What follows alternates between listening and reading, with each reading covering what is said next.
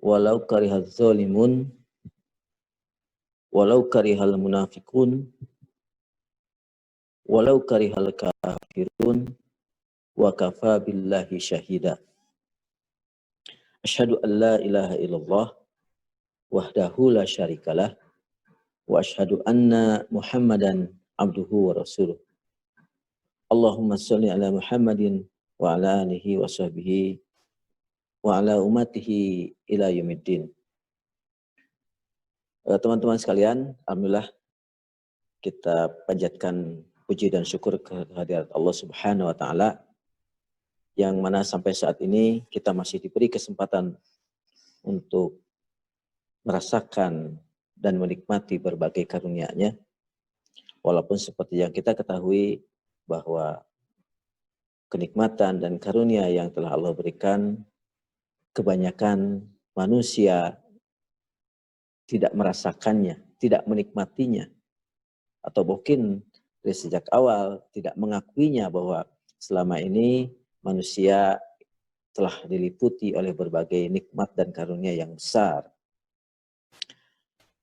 Salawat dan salam semoga kita curahkan kepada Rasulullah Sallallahu Alaihi Wasallam yang telah membawa kita dari minaz zulumati ilan nur, dari zaman kegelapan, gelap gulita pada zaman yang terang benderang.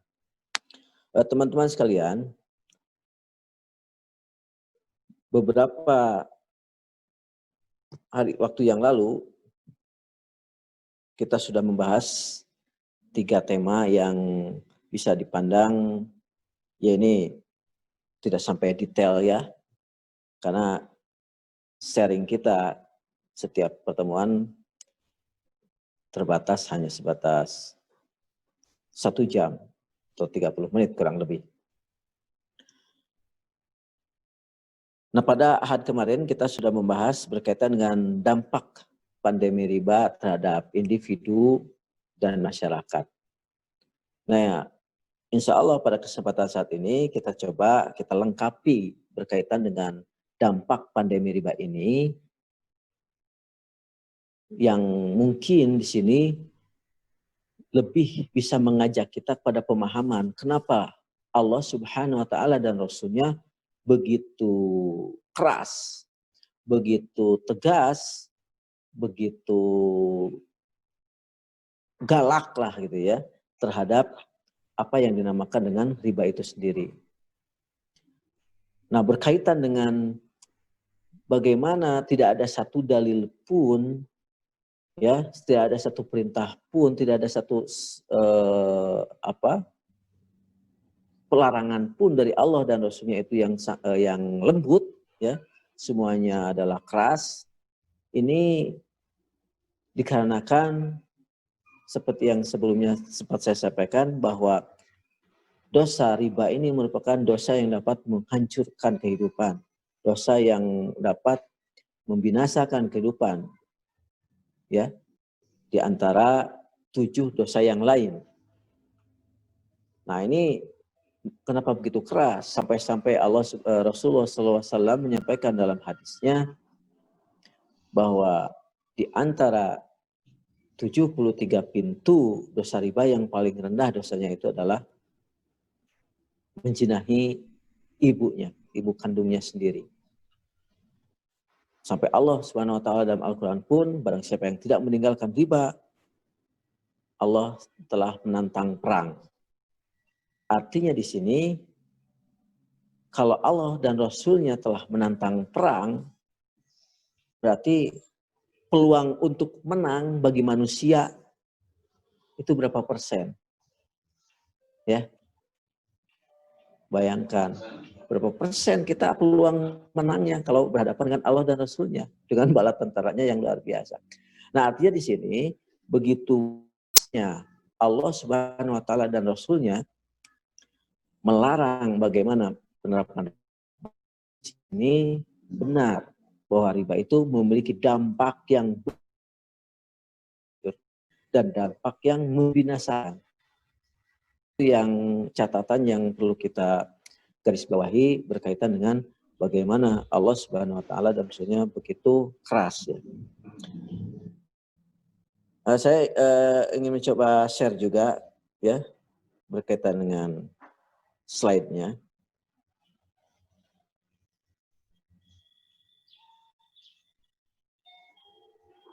Oke. Oke ya.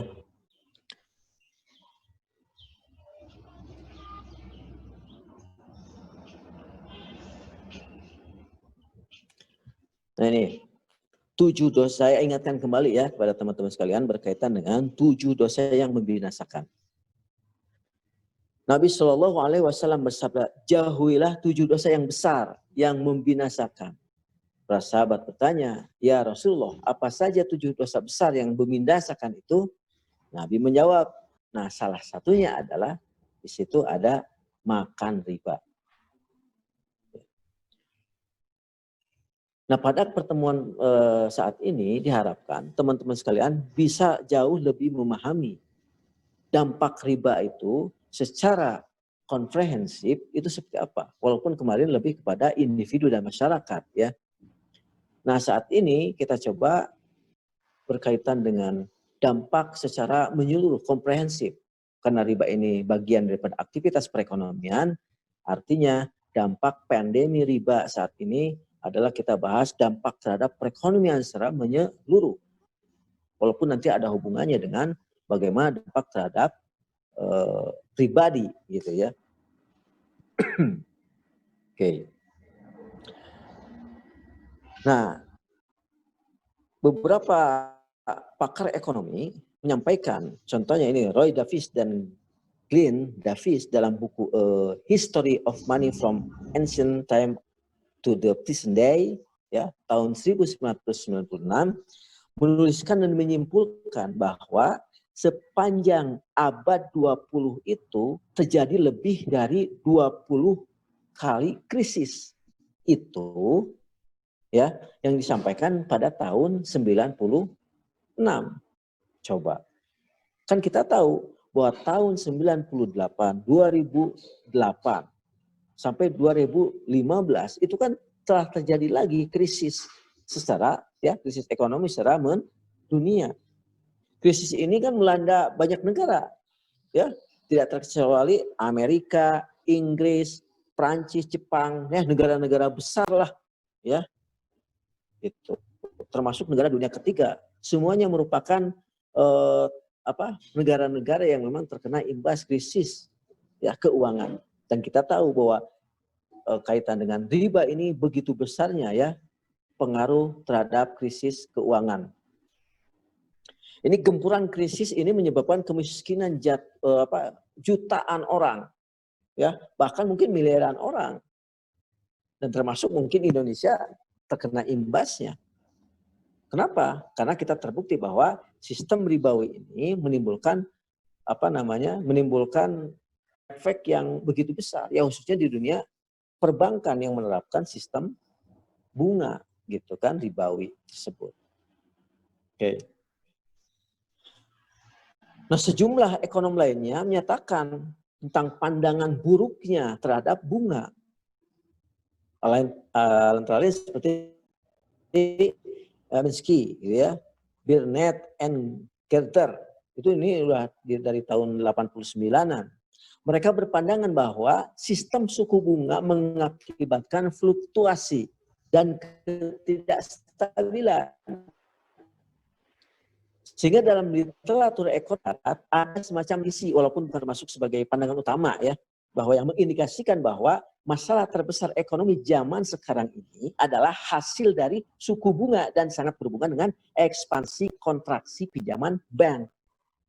Ini ya dari awal ya, sejak awal, maaf ini kalau ada orang bank, kalau mantan bank nggak itu bermasalah ya. Sejak awal tema ketika riba dalam lintasan sejarah itu sudah kita bahas ya dari tahun awal-awal abad 20 ya, ketika terjadi pelegalan, pelembagaan perbankan, ini di awal mula terjadinya pandemi daripada yang dinamakan dengan riba itu sendiri.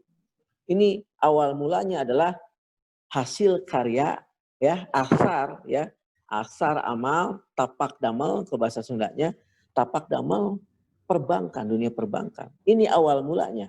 Walaupun ide awalnya ya ide-ide para orang-orang yang memang memiliki ketamakan, ya, ketika memanfaatkan yang dinamakan dengan pertukaran mata uang, uang real, emas dirubah menjadi kwitansi bukti pemilikan emas yang mungkin saat ini yang dinamakan dengan uang kartal, uang kertas itu.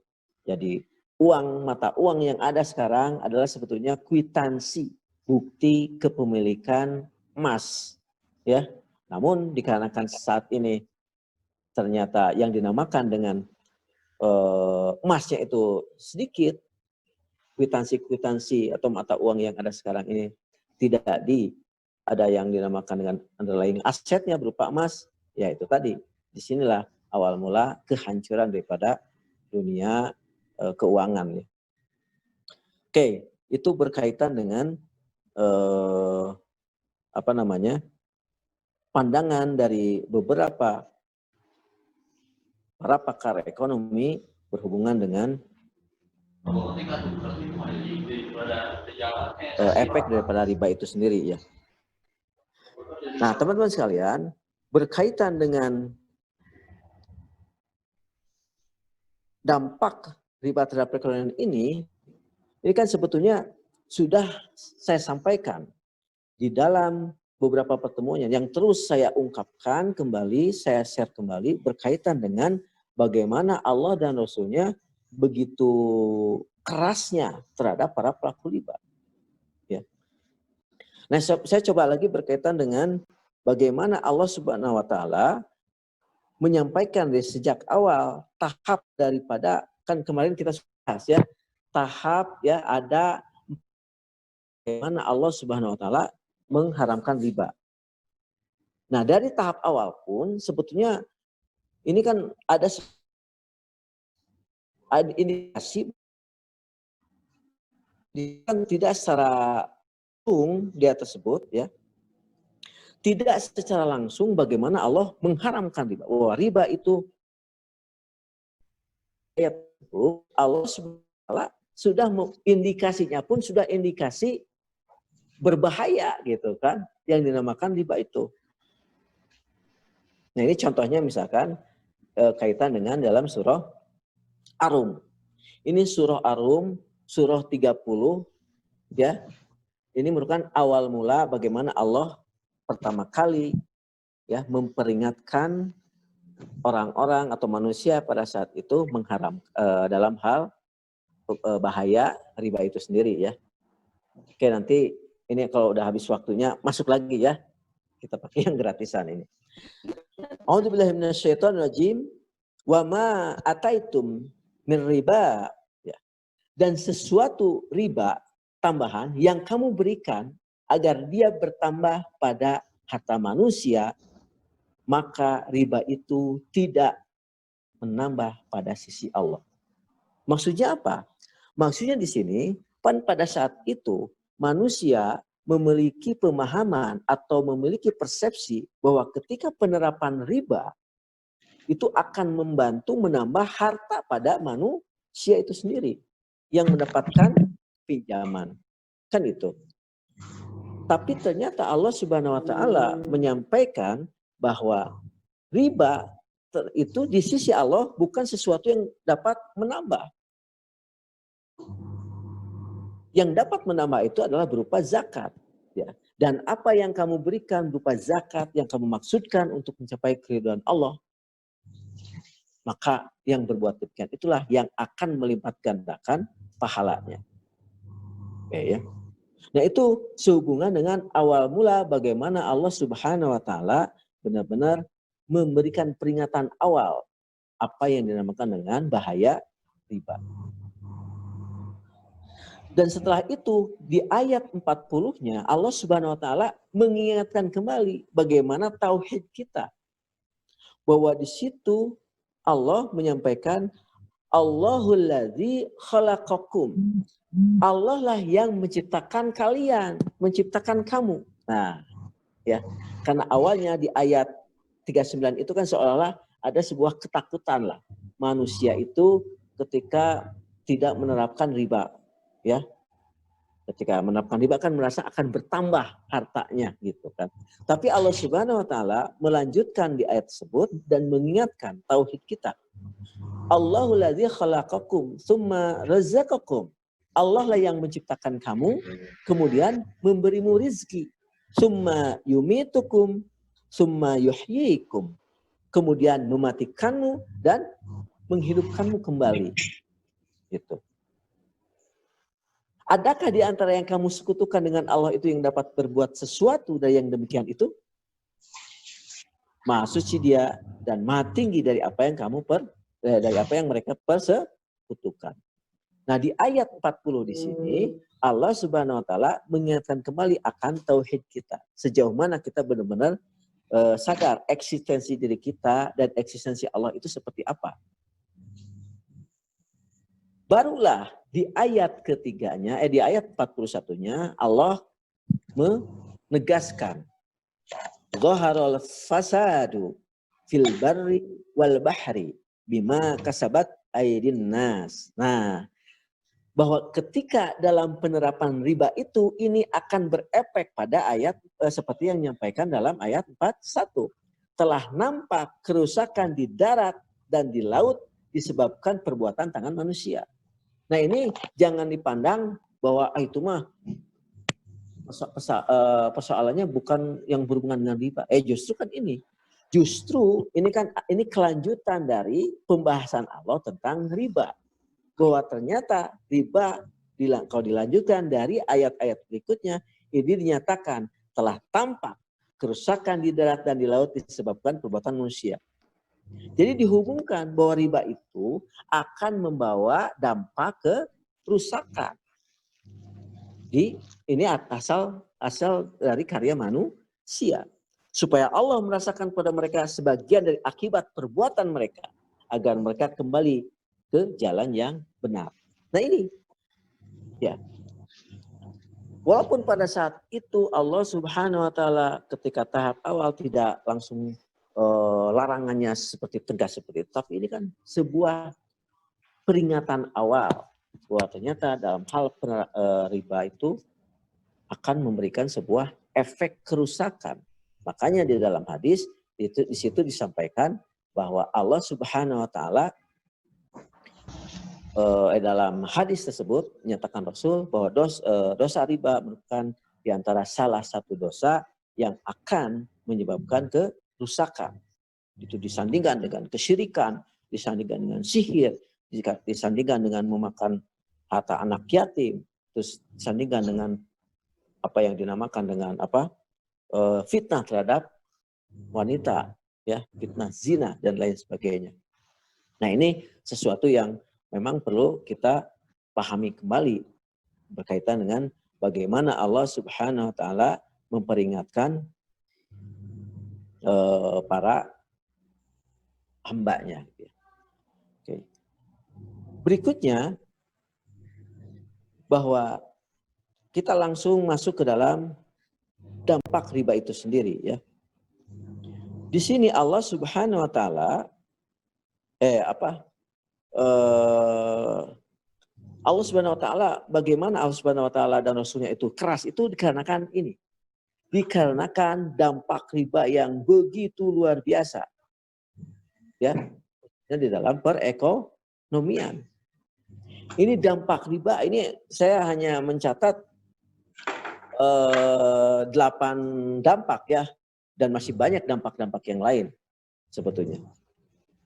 Contoh, yang pertama adalah bahwa dampak riba itu dapat menghambat investasi di sektor real.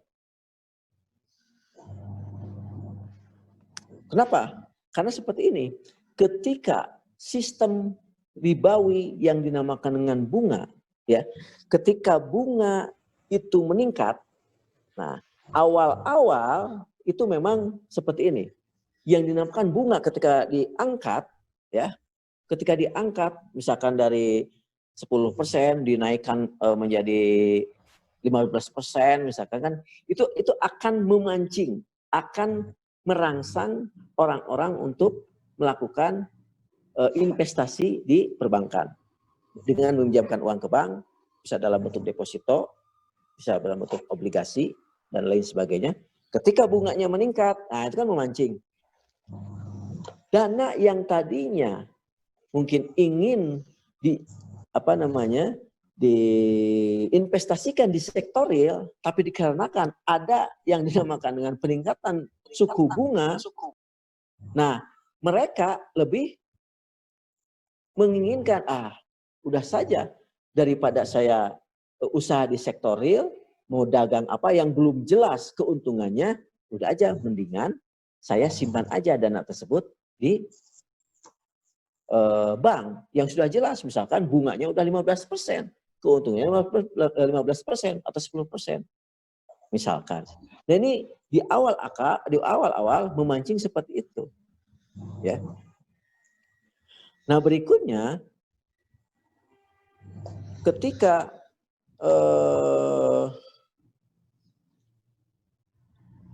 sektor bunga tersebut dimanfaatkan oleh masyarakat untuk menyimpan, ini sebetulnya hanya akan berlangsung dalam jangka waktu tidak lama. Mengapa demikian? Karena yang kita ketahui bahwa bank itu akan memutarkan dana pinjaman dari masyarakat. Bisa berupa tabungan, berupa deposito, obligasi, dan lain sebagainya. Itu harus diputarkan. Namun ketika bunga yang diberikan atau yang ditawarkan kepada masyarakat itu tadi menambah tinggi, misalkan 15%, yang tadinya 10%, berarti ini investasi, ya, investasi kepada dunia usaha itu jadi bunganya harus lebih tinggi, misalkan 20%, harus 25%. Nah persoalannya ketika dunia usaha melihat nilai bunga yang begitu tinggi, akhirnya si pengusaha pun jadi mikir 2 kali, 3 kali atau beberapa kali lah. Ya. Mikir beberapa kali. Mikirnya itu ya tadi, ketika si perbankan, si dunia usaha ini misalkan pertama ingin meningkatkan usahanya, kapasitas usahanya, itu akhirnya bingung. Waduh, keuntungan saya itu kan hanya 15% atau 20%. Ini bunganya saja udah 20%. Bagaimana mungkin ini saya akan memiliki keuntungan? Akhirnya dia malas untuk mengembangkan usahanya. Nah selain itu, apalagi mungkin yang baru startup. Gitu kan, baru startup, ini belum jelas usahanya. Nah, ini bunganya. Nah yang kedua adalah, tadi efek dari peningkatan bunga ini yang mengakibatkan akan menghancurkan dunia usaha. Gitu kan? Dunia usaha akan hancur. Hancur bagaimana tadi? Pertama, dia akan enggan untuk meminjam uang. Kenapa? Karena bunganya tinggi. Bunganya tinggi, ini kan akan menghancurkan pendapatan mereka. Keuntungan mereka akan tergerus oleh bunga. Yang mana tadi si perbankan nggak mau tahu, mau untung kek, mau rugi kek, yang penting uang kembali dengan tambahan tertentu. Gitu. Yang akhirnya dunia usaha jadi hancur. Ya. Apalagi yang tadi, ya. Kita pertama kaitan dengan bagaimana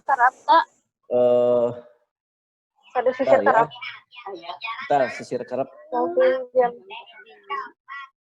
Oke, saya mute dulu ya.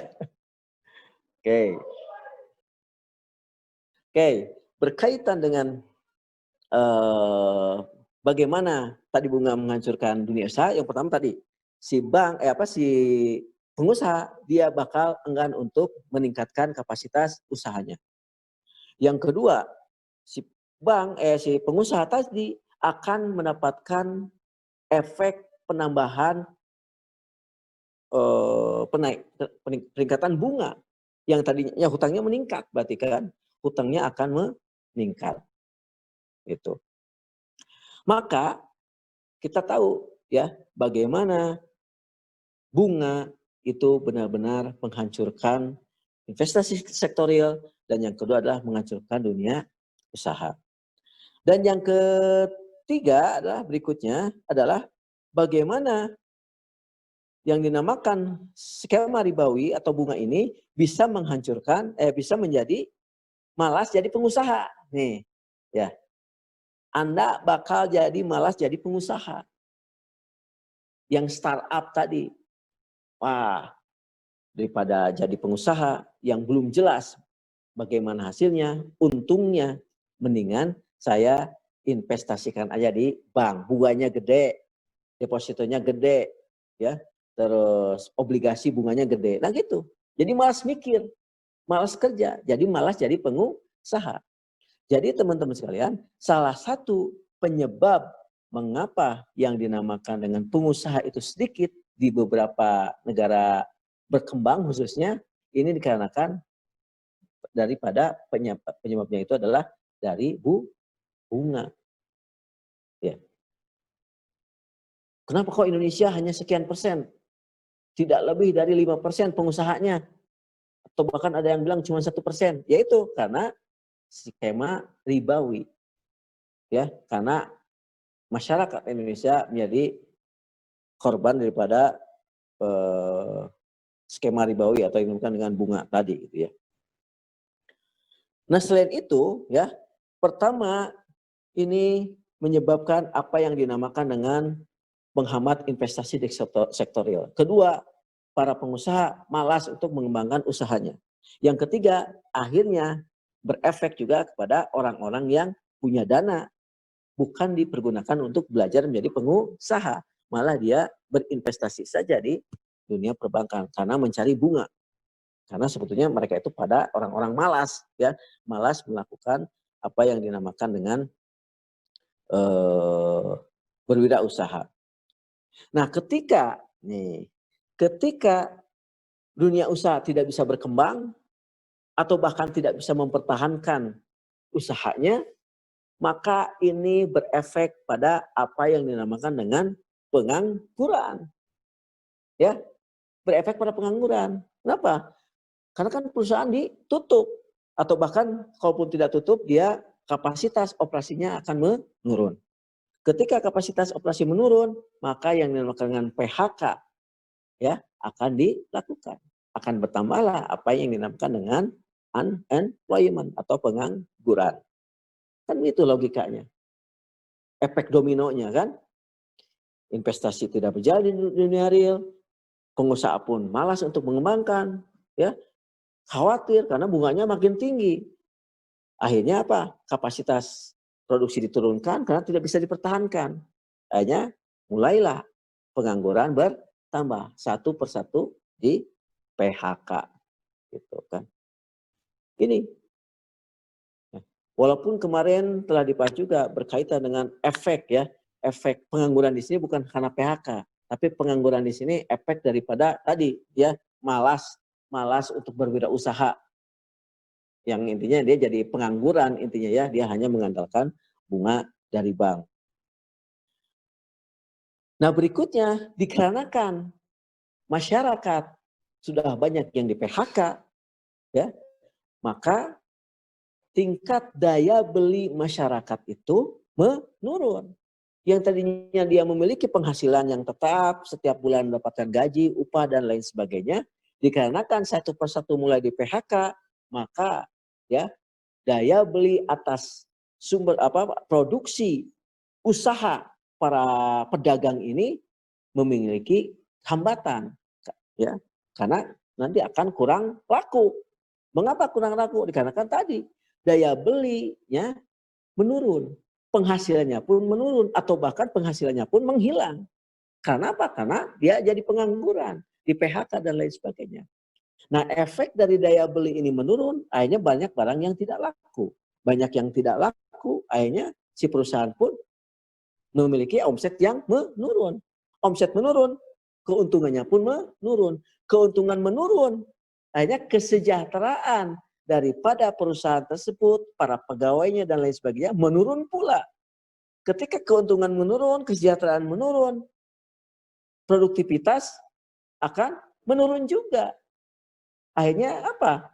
Tidak bisa dipertahankan. Mau pinjam lagi ke bank, aduh bunganya tinggi lagi. Ribanya tinggi lagi. Akhirnya PHK lagi gitu kan. Nah itu ya, lingkaran setannya itu seperti itu. Belum lagi tadi ketika bunga meningkat, nah biaya produksi pun akan meningkat. Yang tadinya barang atau HPP-nya, harga pokok produksinya misalkan cuma 100, karena bunganya naik misalkan 5%, ya naik jadi 105, 105 gitu kan, naik 5%. Terus berarti ini ya salah satu pemicu inflasi dalam produksi gitu. Walaupun sebelumnya sudah saya sampaikan, pemicu inflasi dari awal mula itu memang riba, memang bunga. Ya, karena dengan sistem fractional reserve di sini, bagaimana perbankan itu dari uang yang dicetak awal itu terus dia pinjamkan lagi, dapat bunga lagi, uangnya yang itu dipinjamkan lagi ke sini terus ya. Dari 600 triliun uang yang dicetak, ternyata yang beredar udah 6.000. Nah ini ya fractional reserve yang menyebabkan bunga berbunga, dan itu adalah otomatis terjadi inflasi. Ya, seperti itu. Karena ini logikanya memang tidak jalan ya. Ini ya makanya Allah Subhanahu wa taala begitu tegas ya, bagaimana bahwa ini dapat menghancurkan. Ya, itu. Menjadikan daya beli menurun, efeknya adalah terhadap dunia usaha pun mendapatkan omset yang menurun, bagaimana para produsen-produsen pun mendapatkan keuntungan yang menurun. Apabila itu terjadi terus-menerus, maka ya PHK dan dunia usaha akan terus bertambah kehancurannya. Ya, PHK terus bertambah, usaha pun terus menurun, gitu kan? Demikian. Ketika itu terjadi, muncullah efek berikutnya, apa yang dinamakan dengan kemiskinan. Nah, ini kita ya, kemiskinan adalah penyebab utama besarnya itu adalah karena riba ini. Jadi ketika di sebuah negara, kenapa orang yang miskinnya itu terus ya istiqomah ya, tetap nilainya? Itu karena kan tadi bagaimana si para kapitalis ini benar-benar mempertahankan, memainkan permainan dengan skema ribawi bunga ini gitu ya. Nah, dikarenakan ini ujung-ujungnya terjadi yang dinamakan dengan kemiskinan, berarti kita bisa memahami bahwa riba ini bisa merupakan sebuah skema yang menjadi penghambat distribusi kekayaan. Ya, karena kita tahu bahwa skema ribawi di sini yang menerapkan sistem bunga itu kan berarti yang meminjamkannya. Dan kita tahu yang meminjamkannya ini kan dia menetapkan sendiri, pengen bunganya sekian. Gitu kan. Bunganya pengen sekian, yang akhirnya yaitu tadi. Bahwa bunga tersebut hanya menambah kekayaan daripada si peminjam. Si rentenir ini, si lintah darat ini. Gitu kan. Terus aja itu bertambah. Nah berikutnya teman-teman sekalian, berkaitan dengan bagaimana kita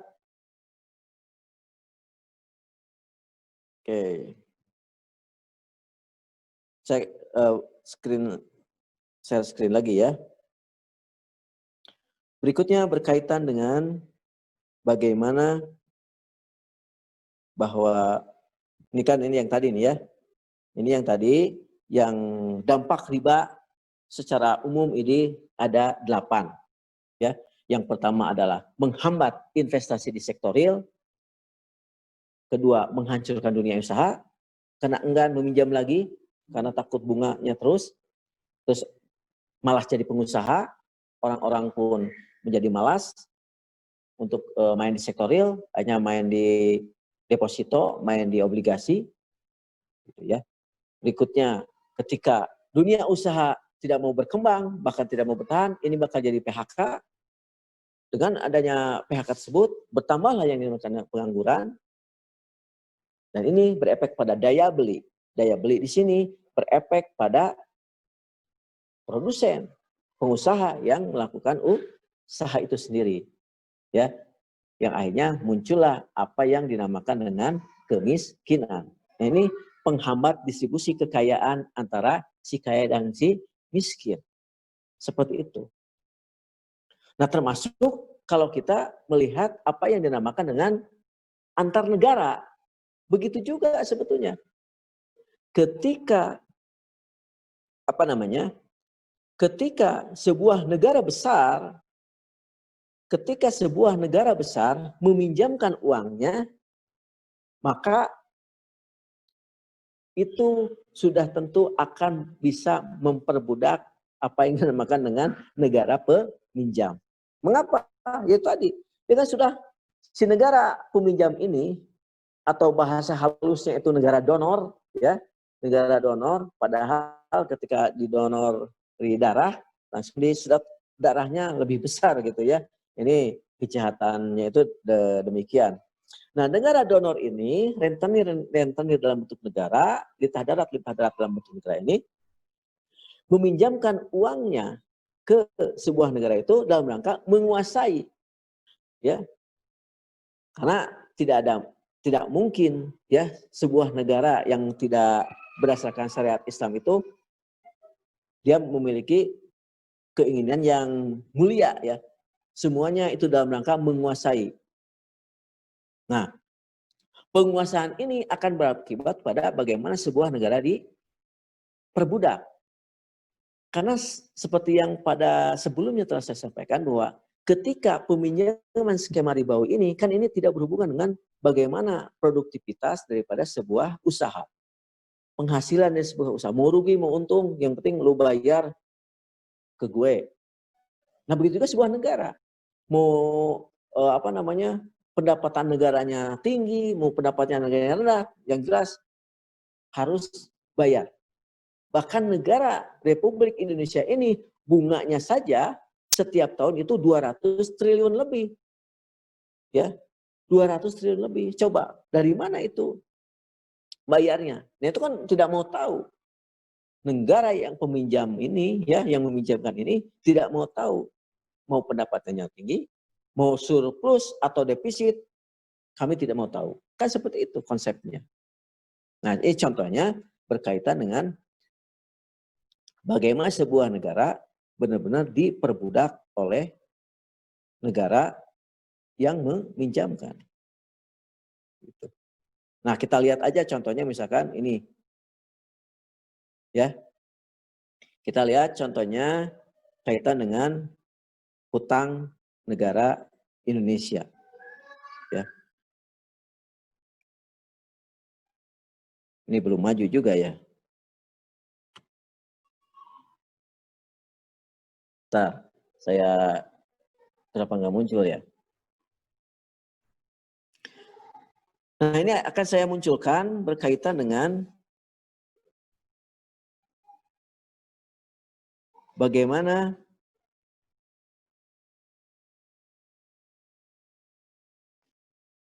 bentar ya.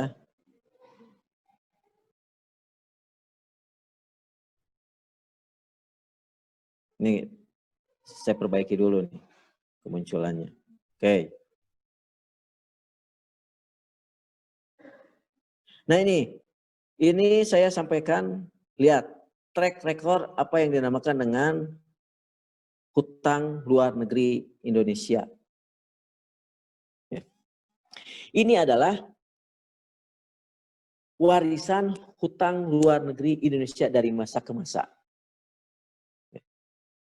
Pada tahun 1967 ini Orde Lama ini mewariskan hutang luar negeri hanya 4 miliar dolar. Ini dalam dolar ya, bukan rupiah. Ini dalam dolar. Walaupun pada kenyataannya pada saat itu pemimpin negara Republik Indonesia Soekarno itu hanya meminjam 2 miliar. Itu pun dalam rangka penanganan Irian Barat. ya, penanganan Irian Barat. Nah, pada saat itu cuman ada syarat hasil konferensi meja bundar, ya, bahwa pada saat itu Indonesia harus menanggung hutang Belanda ke pihak lain sebesar 2 miliaran juga, ya, 2 miliar dolar. Jadi hutangnya akhirnya 4 miliar. Nah, tahun 67 warisan daripada hutang Orde Lama itu hanya 4 miliar. Namun ketika tahun 1998 ketika Orba terpuruk, Orba lengser, hutang yang diwariskan kepada bangsa ini adalah 60 miliar dolar. Berarti berapa kali lipat itu? Ya. Itu berarti kan sekitar 15 kali lipat. Luar biasa kan? Dan tahun 2014 ketika zaman SBY turun, itu hutang luar negeri Indonesia itu 209 miliar US dollar. Gitu. Ketika Januari 2020 sebelum corona ini, ya, masa kepemimpinan Jokowi itu hutangnya 410 miliar dolar. Nah, kemarin Ibu Sri Mulyani meminjam uang lagi sebesar 70 triliun atau sekitar 4 miliar dolar. Jadi hutang Indonesia saat ini sekitar 414 miliar dolar atau setara dengan 6.300 triliun. Yang mana ini bunganya saja per tahun itu 200 triliun. Nah, siapa yang bayar? Ya, warganya gitu kan. Nah, kalau kita lihat dari tahun ke tahun ini, ya, hutang luar negeri Indonesia, Republik Indonesia ini terus meningkat. Ini dari 4 miliar ke 60 miliar. Ini kan dalam jangka waktu sekitar 32 tahun. Ini hutangnya naik 15 kali lipat. Terus dalam jangka waktu 6 tahun, ini peningkatan hutangnya berapa? 200 dibagi 60. Berarti kan hampir, ya ini 3,5 kali lipat. Januari 2 kali lipat, ini hanya dalam jangka waktu 6 tahun juga 2 kali lipat. Nah, ini sebetulnya teman-teman sekalian, ini adalah semua hutang luar negeri, seluruh negara, ini semuanya naik. Tidak ada yang menurun. Mohon diingat itu.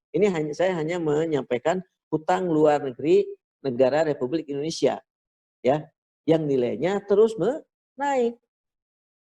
Dan tidak ada satupun negara yang hutangnya menurun. Silahkan cari. Dan sekarang hutang negara yang hutangnya paling besar siapa? Amerika. Loh, kenapa Amerika? Kan kita tahu bahwa Amerika itu biasanya yang paling macam-macam. Ya kan itu negaranya. Negara Amerika hutang yang paling besar di dunia ini. Siapa penghutangnya? Nah, ini para elit global yang dibalik itu semua para kapitalis yang mungkin sering dipahami oleh beberapa aktivis itu orang-orang yang bergelut di dunia iluminasi, ya, gitu. Nah, ini ada elit global di balik itu. Makanya ketika negara Amerika itu mau pinjam uang itu ke siapa? Ke bank sentral. Bank sentral nanti menyetak uang Federal Reserve ini, gitu kan? Terus dia cetak, dia pinjamkan ke negara, terus begitu. Nah, sama juga Indonesia kan, di BI itu kan bercokol World Bank dan IMF. Ingat, ya, bukan lagi di bawah negara, ya, BI itu. Lihat aja kan undang-undangnya. Itu tidak di bawah negara. Kalau di bawah negara harusnya ada dirjen keuangan, itu harus di bawah kementerian. Kalau ini kan tidak di bawah kementerian, itu berdiri sendiri. Walaupun dibentuk oleh undang-undang, tapi tidak demikian. Nah, jadi teman-teman sekalian, ini adalah track record, ya, sejarah hutang yang ada di Indonesia. hanya dari 4 miliar sekarang sudah 400 miliar dolar atau setara 6.300 triliun. Ya mungkin Anda atau kita lah belum pernah lihat bagaimana numpuknya uang 1 triliun. Walaupun yang dicetak oleh BI sekarang kan itu 600 triliun. Belum pernah, tapi ini 6.300 triliun. Luar biasa hutang negara Republik Indonesia. Jadi ini track record seluruh negara demikian. Semuanya meningkat. Dan juga secara umum teman-teman sekalian, perlu teman-teman perhatikan. Hutang seluruh pengusaha. Hutang seluruh pengusaha yang berhubungan dengan pinjaman ke bank sama track recordnya hutangnya terus meningkat. Silahkan periksa. Kalau nggak percaya, silahkan periksa. Kenapa? Karena ketika dihitung-hitung, ketika pertengahan pinjaman, ya pertengahan usaha, dunia usaha, ketika aktivitas berusaha, pinjaman itu kan baru setengahnya, itu kan sudah mulai minus. Minus itu mulai turun. Kenapa? Karena apa? Bank yang berputar itu kan setiap bulan sudah dikembalikan. Yang tadinya itu modalnya 100 juta yang diputarkan itu, tapi kan tiap bulan terus berkurang karena dikembalikan. Pertengahan cuma setengahnya lagi yang diputarkan. Kan itu ketika hutangnya pokoknya dikembalikan bahkan plus bunga gitu kan, itu kan makin berkurang. Makin berkurang yang diputarkan, setengah masa tenor pinjaman makin setengah. Omset pun makin menurun, keuntungan pun makin menurun. Dan biasanya mulai di tengah-tengah si bank ini sudah datang lagi. Oke, mau di top up. Nah, ya nih omset saya menurun. Ya pasti hitung-hitungan juga udah demikian. Karena uang yang dipinjamannya juga sudah dikembalikan setengahnya. Di pertengahan masa tenor itu kan sudah mulai menurun terus. Nah ini mulai masuk lagi rentenir ini, bank ini masuk, mau di top up lagi, ya top up lagi biar omsetnya meningkat karena ada pinjaman lagi. Nah, naik lagi omset, di pertengahan lagi terus lagi begitu. Jadi jangan sampai terjebak oleh perbankan dengan ribanya. Karena ini boro-boro pengusaha ini, negara pun demikian terus. Ya, terus aja. Apalagi dengan ada pandemi seperti ini kesempatan besar ini ya. World Bank dan IMF itu kan memberikan pinjaman. Nah ini teman-teman sekalian ya, bahwa apa yang dinamakan dengan dampak pandemi riba terhadap perekonomian ini begini adanya. Bahwa begitu berefek domino yang sangat berbahaya sekali. Ini bisa menghancurkan investasi, menghancurkan dunia usaha, orang-orang jadi malas jadi pengusaha, menciptakan pengangguran, terus menurunkan daya beli, ya, karena distribusi kekayaannya ini benar-benar tidak terjadi. Yang akhirnya terjadilah yang dinamakan kemiskinan. Dan kita tahu Rasulullah SAW menyampaikan bahwa kemiskinan itu mendekati apa yang dinamakan dengan kekufuran. Nah, kekufuran adalah sesuatu yang sangat harus kita benci karena Allah Subhanahu wa taala sangat membenci apa yang dinamakan dengan kekufuran. Dan ini efeknya bukan kekufuran biasa, ini kekufuran yang benar-benar sistematis, terstruktur, masif dan brutal ya. Jadi riba ini berjalan secara terstruktur, masif, terus apa lagi? Brutal gitu kan. Ini persoalannya. Jadi sesuatu yang sangat mengerikan lah. Makanya kenapa Allah Subhanahu wa taala dan Rasulullah begitu keras, begitu sangar gitu kan di dalam pelarangan terhadap riba itu sendiri. Nah, mungkin itu kaitan dengan secara umum berhubungan dengan apa yang dinamakan dampak pandemi riba terhadap perekonomian ya. Seperti itu. Besar banget tapi harus sensitif karena ada bapak. Berikutnya Kang Didin, apakah mau dibuka tanya jawab ini?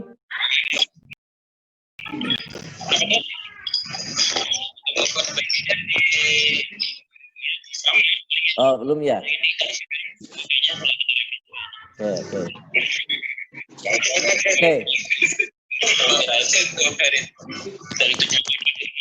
Ya kalau belum ada, mungkin saya ini waktunya tinggal berapa lama lagi nih ya? Oke, sekitar 5 menit lagi ya. Oke, teman-teman sekalian, mungkin saya simpulkan lagi ya, berkaitan dengan apa yang dinamakan dengan dampak pandemi riba terhadap perekonomian ini. Kita diawali dengan keimanan.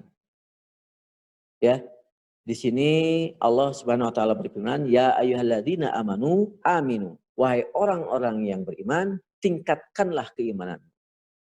Nah, keimanan ini diantaranya adalah bisa ditingkatkan dalam rangka benar-benar kita sanggup lebih meyakini apa yang telah Allah sampaikan, baik itu dalam Al-Quran ataupun di dalam Al-Hadis, ya, bahwa kita semua kita tahu bahwa ditegaskan oleh Allah Subhanahu Wa Taala bahwa riba itu salah satu di antara dosa yang dapat membinasakan, dosa yang dapat menghancurkan.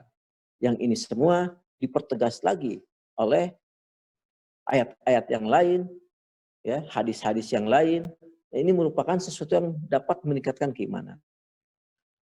Dan buktinya, kenapa Allah Subhanahu Wa Taala benar-benar keras terhadap apa yang dinamakan dengan riba itu sendiri, ini dikarenakan dampaknya yang begitu sangat meluas, yang benar-benar pandemi riba ini menghancurkan sendi-sendi kehidupan masyarakat. Diawali dari sebuah aktivitas perekonomian. Karena kita tahu bahwa yang dinamakan aktivitas ekonomi itu adalah sebuah aktivitas untuk memenuhi kebutuhan hidup. Ketika kebutuhan hidupnya ini tidak bisa dipenuhi dengan sebagaimana layaknya, sebagaimana seharusnya, atau bahkan sebagaimana layaknya manusia memenuhi kebutuhan itu, maka kita tahu ini ya dari efek-efek tadi begitu dahsyatnya bagaimana riba menghancurkan, bagaimana investasi di sektor real ini terhambat, bagaimana menghancurkan dunia usaha, mereka jadi malas berusaha, mereka tidak sanggup mempertahankan usahanya, mereka tidak sanggup mengembangkan usahanya karena bunganya terus meningkat. Terus akhirnya karena tidak mau bertahan, ini pengangguran, PHK terjadi di mana-mana. Akhirnya pengangguran pun terus bertambah. Ketika pengangguran bertambah, penghasilan masyarakat makin berkurang, makin menurun atau bahkan banyak yang hilang. Akhirnya ini berpengaruh terhadap daya beli masyarakat, terhadap produk-produk dari produsen yang beredar. Dikarenakan daya beli menurun, omset dari produsen tersebut akan berkurang juga, akan menurun juga. Ketika omset menurun, keuntungan pun menurun. Ketika keuntungan menurun, akhirnya kesejahteraan dari perusahaan tersebut, kesejahteraan dari karyawan tersebut menurun. Atau kalau ketika tidak ada yang laku, ini akan menghasilkan juga apa yang dinamakan dengan PHK besar-besaran lagi. Akhirnya pengangguran bertambah lagi. Pengangguran terus bertambah, daya beli menurun juga. Yang akhirnya ini yang dinamakan dengan penyebab kemiskinan. Karena tidak terjadi yang dinamakan dengan distribusi kekayaan. Nah ini efeknya besar, menyentuh banyak sisi yang akhirnya bisa merusak kehidupan itu sendiri. Yang Rasulullah SAW menyampaikan kemiskinan mendekati kekufuran. Jadi sistem kufur ribawi ini akan menghasilkan orang-orang yang kufur juga. Mengapa di sini Allah SWT dan Rasulnya begitu keras? Sampai siap memerangi orang yang para pelaku riba. Dan ini tidak ada 0,0 sekian persen pun manusia atau pelaku riba dapat memenangkan pertarungan dengan Allah dan Rasulnya. Jadi jangan sampai bagaimana kita termasuk pada para prajurit-prajurit penentang Allah dan Rasulnya. Karena kita senantiasa membiarkan riba berjalan. Mungkin ini Kang Didin, teman-teman sekalian, apa yang share pada kesempatan saat ini. Mudah-mudahan pada kesempatan saat ini bisa menambah atau melengkapi bagaimana pemahaman kita terhadap dampak riba terhadap perekonomian ini. Walaupun ya waktunya terbatas, tidak dimunculkan secara detail dan lain sebagainya, yang mudah-mudahan ini bisa menambah hasanah pengetahuan kita bagaimana riba begitu jahat gitu ya. Oke, saya rasa cukup sekian. Dapatkan info-info menarik mengenai perumahan syariah seputar perumahan syariah yang ada di Bandung Barat, Kabupaten Bandung, Bandung Utara, Bandung Timur, Cimahi dan sekitarnya. dan sekitarnya. dan sekitarnya. Silakan ikuti terus Channel YouTube Depro Properti Syariah Depro Properti Syariah Depro Properti Syariah Depro Properti Syariah dengan cara klik tombol dan subscribe subscribe dan bunyikan loncengnya untuk mendapatkan informasi terbaru. terbaru. terbaru. Terima kasih.